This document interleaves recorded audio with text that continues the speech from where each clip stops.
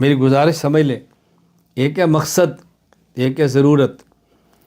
شریعت کا علم یہ مقصد ہے، دنیا کا علم یہ ہماری ضرورت ہے۔ مقصد کو مد نظر رکھتے ہیں، ضرورت بقدر ضرورت ہوتی ہے، ضرورت بقدر ضرورت ہوتی ہے، مقصد کو سامنے رکھتے ہیں۔ ایک شخص اپنے گھر سے مکہ مکرمہ جاتا ہے عمرہ کے لیے، مدینہ منورہ جاتا ہے روضہ پاک پر حاضری کے لیے، یہ اس کا مقصد ہے۔ اب جانا کس پہ ہے؟ جہاز، بہت اچھی بات ہے، بزنس کلاس ٹکٹ، بہت اچھی بات ہے، اپنا طیارہ ہے تو اور اچھی بات ہے، لیکن جہاز نہیں ہے، ٹرین ہے، ٹرین نہیں ہے، بس ہے، اپنی گاڑی ہے، نہیں ہے، پیدل ہے، یہ ساری ضرورتیں ہیں نا۔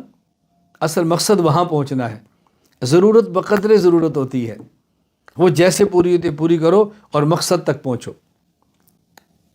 ہم جو کھانا ہے، ہمارا مقصد زندہ رہنا ہے، ہمارا مقصد اچھی صحت ہے تاکہ ہم عبادت کریں، جو زندگی کے دن ہیں اچھی طرح گزار سکیں، تو کھانا ضرورت نہیں مقصد ہے۔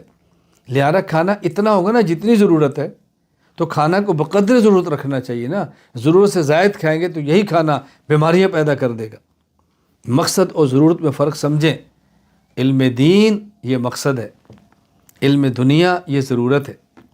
چونکہ ہم زندہ ہیں تو ہمیں کپڑا بھی چاہیے، ہماری ضرورت ہے۔ ہم زندہ ہیں، ہمیں مکان بھی چاہیے، ہماری ضرورت ہے۔ ہم زندہ ہیں، ہمیں کھانا اور پینا بھی چاہیے، ہماری ضرورت ہے۔ ہم زندہ ہیں، ہمیں گاڑی بھی چاہیے، ہماری ضرورت ہے۔ ہم زندہ ہیں، ہمیں ڈاکٹر بھی چاہیے، بیماری کا علاج ہماری ضرورت ہے۔ یہ ضرورتیں ہیں اور شریعت یہ ہمارا مقصد ہے۔ اب بتائیں مقصد پر کتنا وقت لگانا چاہیے اور ضرورت پر کتنا وقت لگانا چاہیے؟